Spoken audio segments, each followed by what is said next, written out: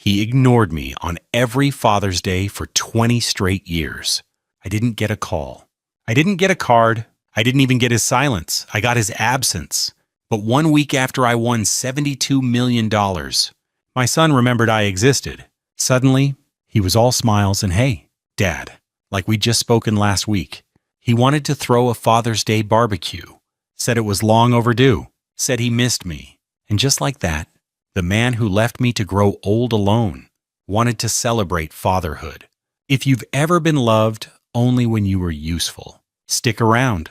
And if someone ever forgot you until you had something they wanted, this story is for you. Before I go on, hit that subscribe button and let me know in the comments how many Father's Days you spent hoping for a phone call that never came. Because this story isn't about winning the lottery, it's about what happens when people put a price tag on love and assume you're still for sale. I told him I'd be there. I even said I had a special gift to bring. He was thrilled. So was his mother. They thought they were finally getting what they'd been waiting for. But what I'm bringing to their backyard isn't wrapped in a box. It's wrapped in truth. This year, I'm not showing up to be celebrated. I'm showing up to deliver a message.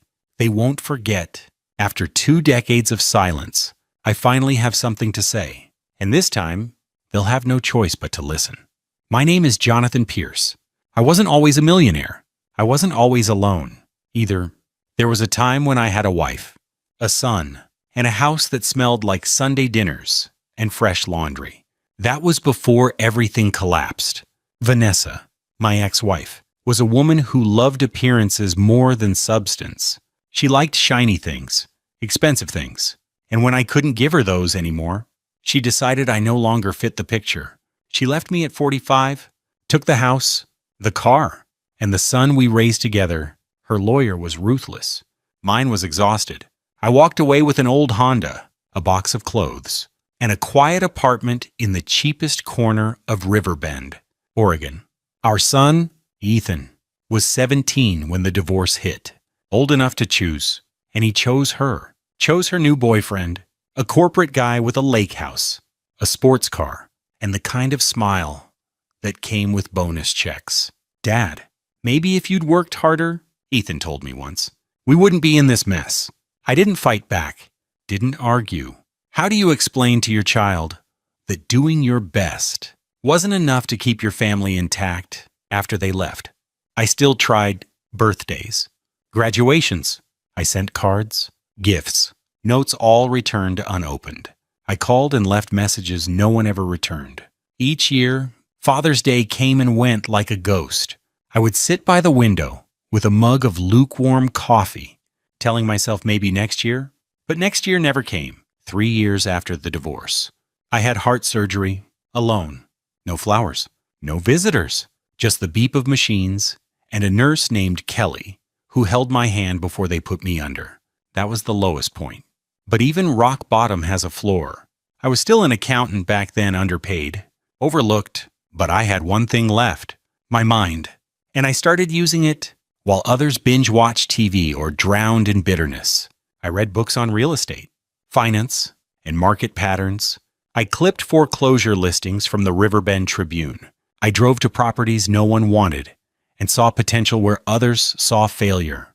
I bought my first duplex with every penny I had. Nights were spent scraping old paint, fixing plumbing, and sanding floors. It was hard, lonely, but it was mine. 6 months later, I had tenants.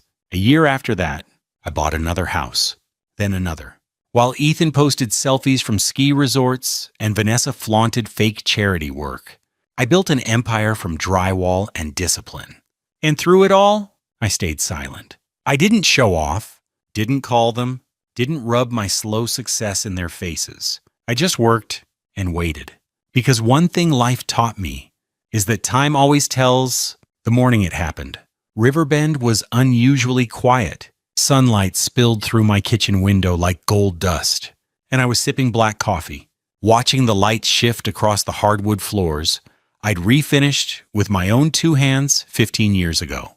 There was a peace in that stillness, the kind of peace only people who've been forgotten truly understand. I had made a life inside the silence. I had made it mine. Then the phone rang. The screen showed a number I didn't recognize. But something in me, some dull, aching instinct told me to answer. Dad? That word hadn't touched my ears in 2 decades. Not since he stood in a doorway at 17 and told me I was the reason his mother left. My voice stayed even. Yes, it's me, Ethan. I closed my eyes. The coffee in my hand suddenly felt cold. I know it's been a long time, he said quickly. And I know we haven't exactly been close. That's one way to put it, I said. Not angry, just honest. There was a small laugh on the other end. Nervous, uncertain. The same laugh he used to make when caught stealing cookies as a kid. Look, I've been thinking Father's Day is coming up. Vanessa and I are hosting this big barbecue. We'd really love for you to come. There it was, wrapped in kindness, stuffed with nostalgia, tied up with a bow that smelled like manipulation. I didn't answer immediately. We've missed you, he added. A pause. Have you? I said quietly. Of course, he lied. I stood, walked over to the sink, and stared out at the backyard. There was an old tire swing still hanging from the maple tree. It hadn't moved in years, just like our relationship. You know, I said, keeping my tone flat. I used to sit by that same phone every year on Father's Day, just hoping you'd call. Silence. Yeah, he said at last. I wasn't great back then. I was a kid. I didn't understand. But you understand now. I asked. I'm trying, he said. Isn't that something? I wanted to laugh, not because it was funny, but because it was familiar. This wasn't a son reaching for his father. This was a man chasing money with a smile. I've heard some good news about you, he said. Big lottery win. Huh. There it was. Slipped in like small talk. Like it wasn't the only reason he'd dialed my number. Must be nice, he added. 72 million, I said plainly. State lottery. Powerball. 1 ticket? Wow, he whistled. That's incredible. I mean, good for you, Dad. Really, you deserve it. His voice shifted just enough for me to catch it. A change in tone, a spark of hunger. He was calculating now, figuring out what to say next. How to keep the line open without sounding too obvious. Father's Day, he repeated. It'll be just family. You, me, Mom. Kids running around. Food. Music. Catching up. We'll fire up the grill. Talk about the past. You know, like old times. There were no old times to return to. I'd like that, I said, and I meant it, but not for the reason he thought. I'll bring something special, I added. A surprise. Oh, he laughed. Now I'm curious. You're not bringing a check, are you? I smiled at the absurdity of his transparency. You'll see, I said. We hung up, and I stood there in my kitchen. As the morning sun crept higher, casting light on every surface I'd repaired with my own 2 hands. In the silence that followed, I made a quiet decision. If he wanted to play the role of loving son, then I would play the role of forgiving father. Let the scene begin. But this time, I wasn't coming to be celebrated. I was coming to show them what Father's Day really looks like.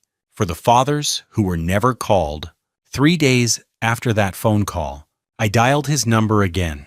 I had rehearsed what I would say, every pause, every inflection, because this wasn't just a call, it was a test. And I already knew the answer, but I needed to hear it from him. He picked up on the second ring. Dad, hey, everything okay? I've been thinking, I said, about your invitation. Father's Day. Yeah.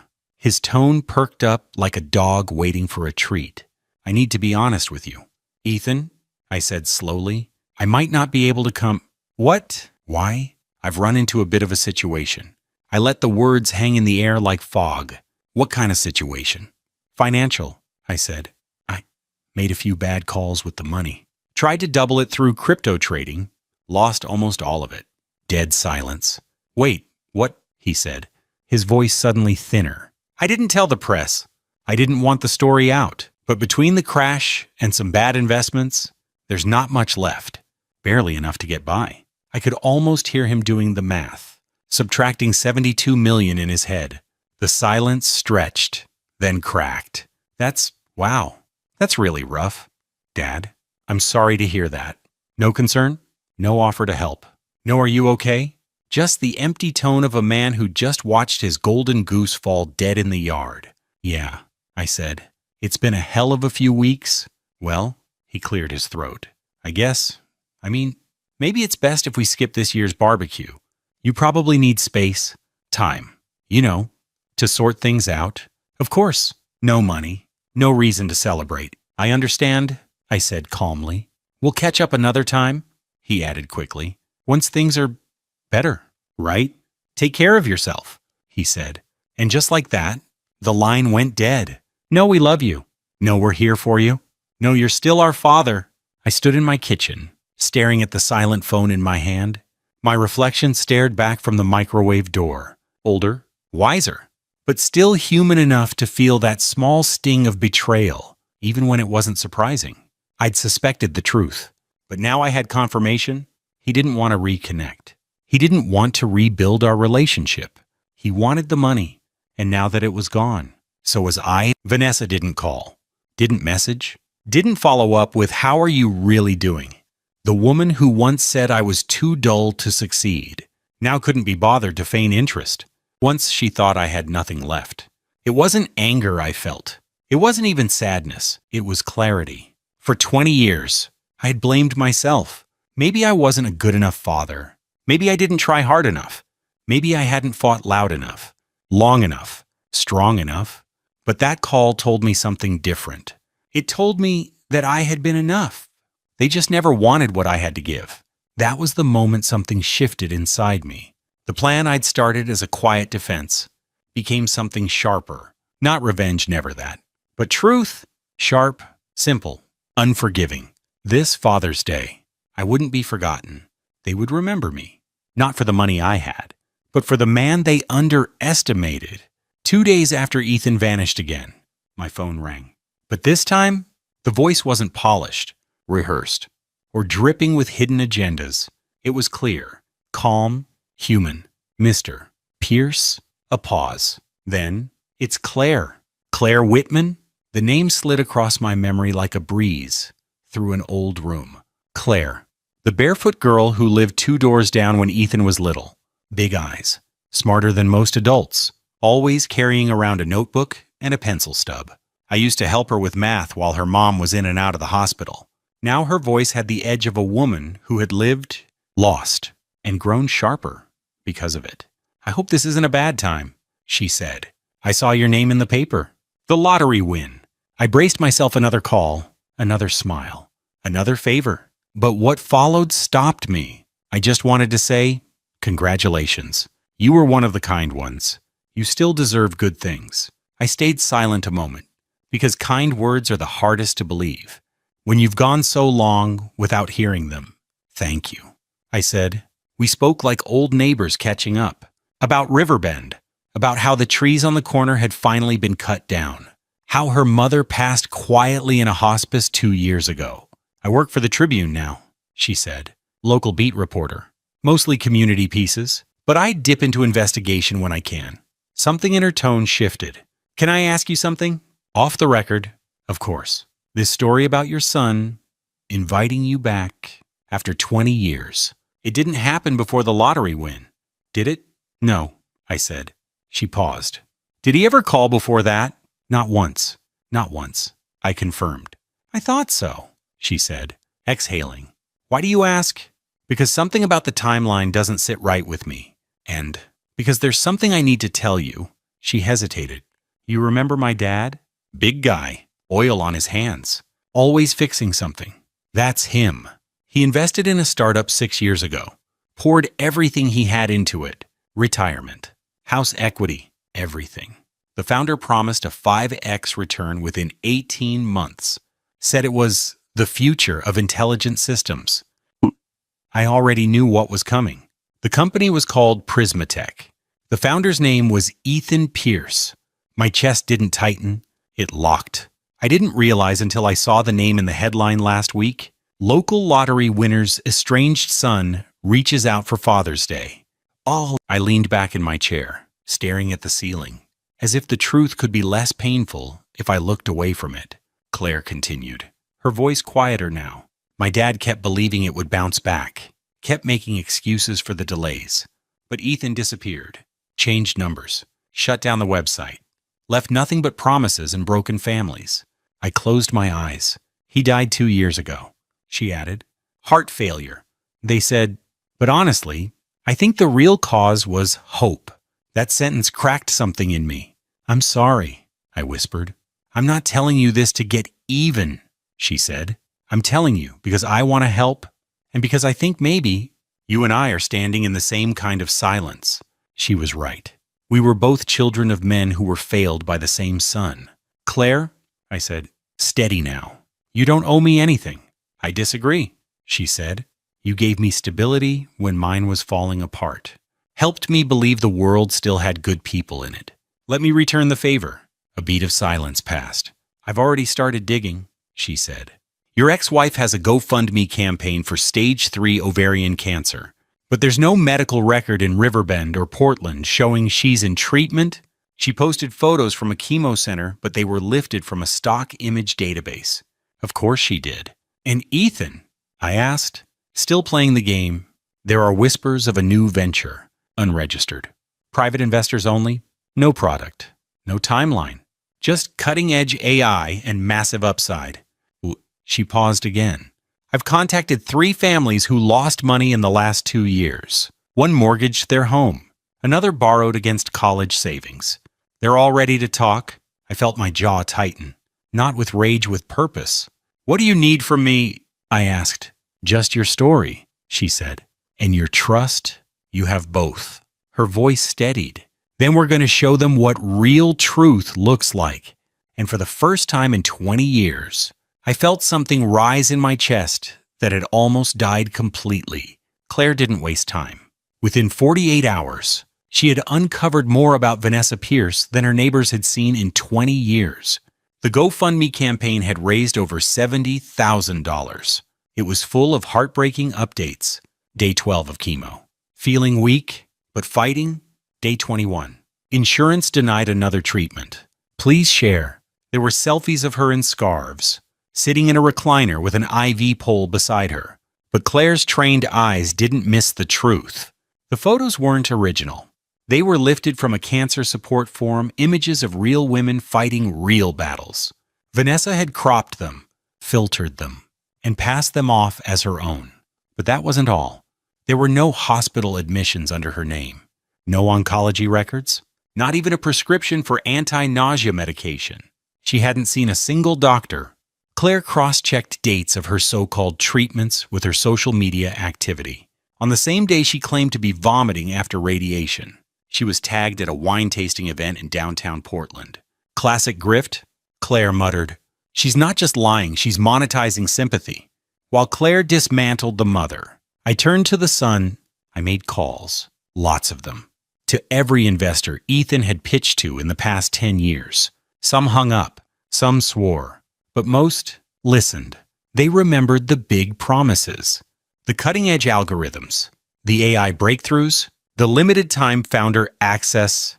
They remembered the glossy brochures, the fake prototypes, the LLCs that vanished overnight, and most of all, they remembered losing their money. I put in $25. Narrowning, said one retired teacher from Boise. Gone in 3 months. He never answered a single email after that.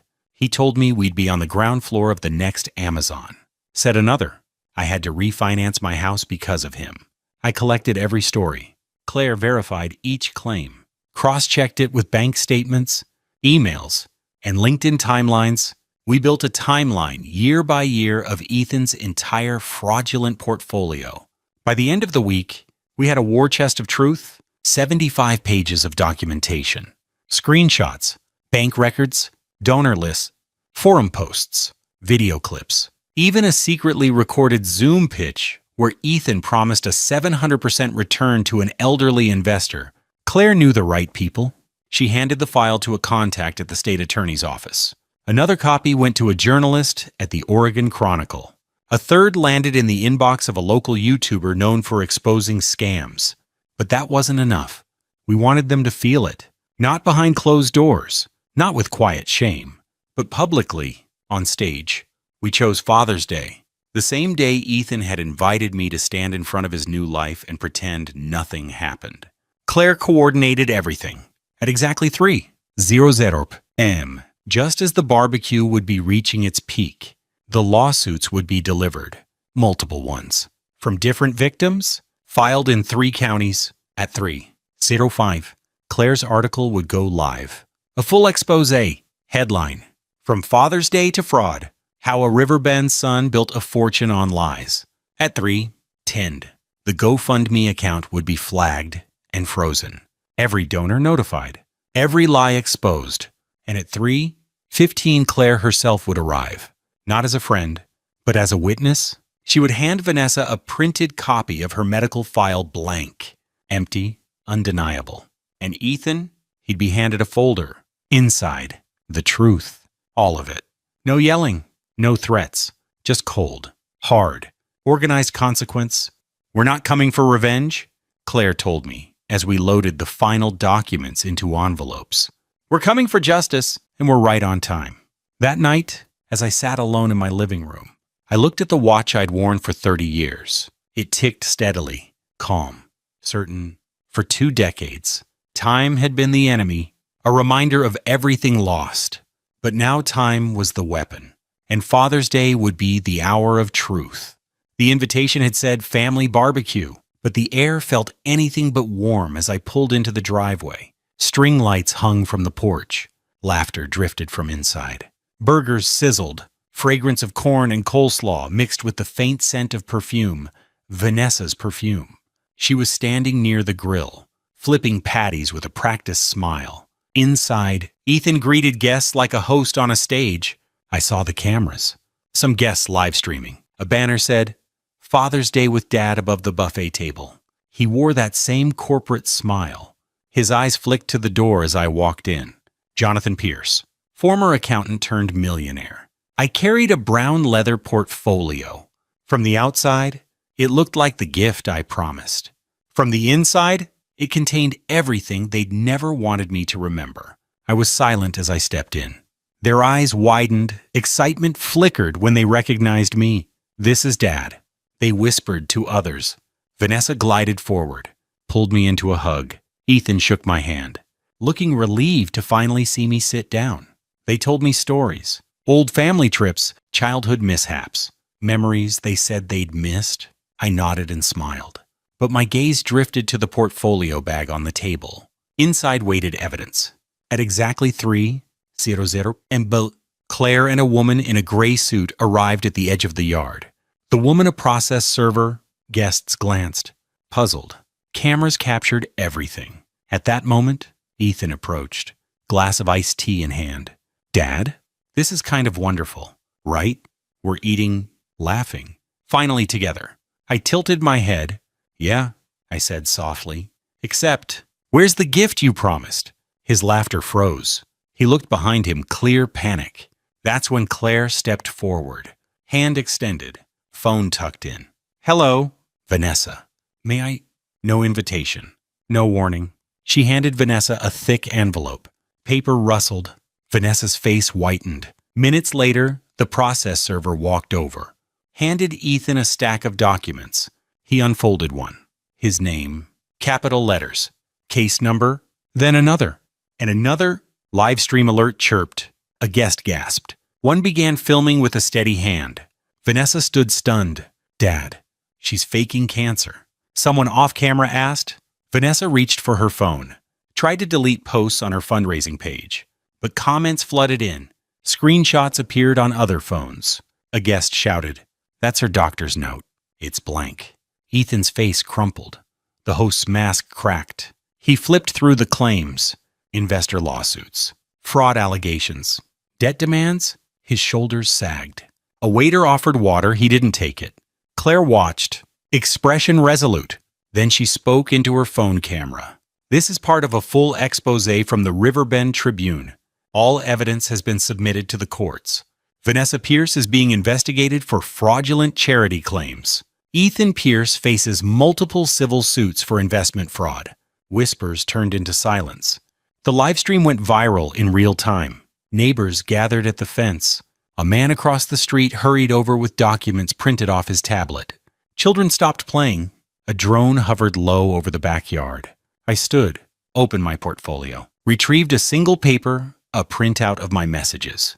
Christmas cards returned unread, voicemail transcripts, birthday texts unanswered. I laid it on the table. Vanessa shook. Ethan grabbed it, flipping through with shaking hands. Each line echoed 2 decades of silence. "What is this?" He choked. "This is what 20 years of Father's Day felt like," I said. No yelling, no theatrics. Just the moment truth collapsed their performance. Vanessa's eyes brimmed. Guilt, panic, disbelief. "You said you had cancer," a guest whispered. "How could you lie to all of us?" Ethan's voice cracked. I didn't know what else to do." "You lied to your father," I said. "You lied to your community. You lied to grieving families." He couldn't answer. Claire closed her phone and approached. "Your time to speak is over, Ethan. We've contacted the victims, the attorneys, the state. This is not over." A gavel symbol flashed on a guest's live stream overlay. Justice served. The invincible facade had shattered. By 3:50 p.m., the barbecue had ended. People spoke in whispers. Some angrily packed up and left. Guests recorded statements. Lawyers took notes. Lights flashed from reporters who'd arrived unnoticed. I slipped away, left my chair, didn't look back. On the drive home, I thought about the silence that now felt necessary, not between me and my past, but between me and those who never valued me. Claire's article went live minutes later. Headline: From celebrated Father's Day to public trial. How the millionaire dad exposed 2 decades of lies. Within hours, donations to Vanessa's campaign were being refunded. Her social media pages were closed or labeled fraud. Investor news sites had beaten the story across state lines. And Ethan, assets frozen. Lawsuits served. Public shame sealed. Later that night, Claire texted me, "Well done. You were bigger than this. Bigger than their performance." And I understood how true that was. They had staged a celebration. I staged justice. This was Father's Day, but not the one they'd imagined. The backyard had never been so quiet. The remnants of the Father's Day barbecue were gone, along with the last traces of false affection. Where laughter once echoed, only silence remained. But for Jonathan, that silence wasn't empty. It was peaceful. After 2 decades of carrying the weight of rejection, the air finally felt lighter. The fallout from the Father's Day confrontation had been immediate and far-reaching. Within 72 hours, Ethan was served formal indictments for fraud, wire transfers under false pretenses, and breach of fiduciary duty. Vanessa, on the other hand, faced public outrage and pending legal action for her cancer donation scam, which, after Claire's exposé, drew national attention. Frozen bank accounts, civil suits, a firestorm of social media condemnation. They hadn't just lost money or status, they'd lost credibility. And in the digital age, there was no erasing that stain. Claire's article, "The Price of a Father's Silence," went viral within days, shared by parenting groups, discussed in churches, and cited in forums about emotional healing. It touched a nerve across generations. The story wasn't just about betrayal. It was about the quiet endurance of a good man who'd refused to let bitterness define him. Her editor called it a modern-day parable. Others simply called it a family story that demanded to be heard. But for Jonathan, the fame meant little. He didn't care for attention. He didn't celebrate the downfall of his son or ex-wife. What he felt instead was release. For the first time in years, he could breathe without resentment clouding every thought. He returned to his simple house with its creaky floors and sunlit kitchen. The same place that once echoed with loneliness now felt like sanctuary. He'd begun praying again, not to ask for justice, but to give thanks for strength, for clarity, for the mercy of time. "Lord," he whispered one morning, looking out at the garden, "I don't know why this all took 20 years. But thank you for never letting go of me." It was his 3rd time in a week praying out loud. Each time, the words came easier. Each time, he felt the ache in his chest loosen. Just a little more. Later that week, Claire visited with a copy of her article in print. They sat on his porch, sipping coffee and watching birds land on the fence. "You changed more lives than you know," she said. Jonathan smiled. "I didn't change anything. I just stopped waiting." "No," she replied. "You taught us what real forgiveness looks like." She handed him the article. On the back page was a letter from a reader. "Reading your story reminded me to call my father after 10 years. Thank you for helping me realize I still had time." Well, that line stuck with Jonathan. It reminded him that even pain, when shared, could be redemptive. He didn't feel like a hero. He still had moments when memories returned like echoes Nicholas's first steps. Birthday cakes, the bike rides, and then the void. But those memories didn't sting like they used to. They had become gentle reminders of what love had once been, and what it could become again, if given the chance. The following Sunday, he walked into a community center near his neighborhood and signed up as a volunteer math tutor. The woman behind the desk, Olivia, smiled and said, "We've been needing someone like you." He taught twice a week, helping teenagers pass their exams, guiding single moms trying to finish their GEDs, and mentoring seniors who wanted to balance their budgets without fear. He wasn't just giving numbers, he was giving dignity. It was there, in that modest room with whiteboards and worn-out chairs, that Jonathan found purpose again. "God's timing is different than ours," he said once, helping a young man solve an equation. "Sometimes he delays the answer because he's teaching you how to listen first." It was the second time that week he'd spoken about God out loud. Claire's book deal came through 6 months later. She titled it A Father's Silence, One Man's Stand for Dignity. On the dedication page, it read, "For Jonathan Walker, the kind of father whose quiet saved more lives than loudness ever could." At the launch event, someone asked him to sign a copy. He hesitated, then wrote, "Your silence doesn't make you weak. Your truth does." People called it the family story of the year. The book was translated into 4 languages. Schools used it to teach ethical journalism. Pastors quoted it in sermons about grace and consequence. Readers saw themselves in Jonathan abandoned, dismissed, but still standing. One evening, as the fall leaves blanketed the streets of Daltonville, Jonathan got a letter in the mail. The return address was a correctional facility. It was from Ethan. The envelope contained a single page. No manipulation this time. Just a simple acknowledgement of failure and a line that read, "I see you now, Dad." "I really see you?" Jonathan read it twice. He didn't cry. He didn't smile. He folded it gently and placed it in the drawer with his prayer journal. That night, he whispered his third prayer of gratitude to God, not for revenge, but for closure, for the chance to end a chapter and begin a new one. Sometimes, the deepest healing comes not from vindication, but from rising beyond it. Jonathan's life had become a family story he never planned to tell, but one that others now leaned on in their darkest moments. He had lived through betrayal, not with bitterness, but with dignity. He had discovered that when everything falls away, what remains is character and faith. And perhaps, most importantly, he'd learned that sometimes being forgotten is what teaches you how to live again.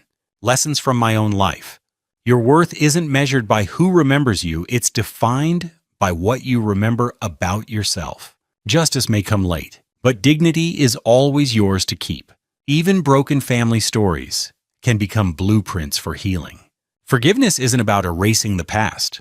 It's about choosing a different future. If my journey moves you, if you've ever felt overlooked, underestimated, or yous don't carry that pain in silence, share this family story with someone who needs hope. Pray, even if the words feel unfamiliar. Sometimes all you need is to whisper, "God, help me see again." Comment below, what lesson from Jonathan's story spoke to you most? Because maybe, just maybe, the next chapter of your life is the one that finally brings peace.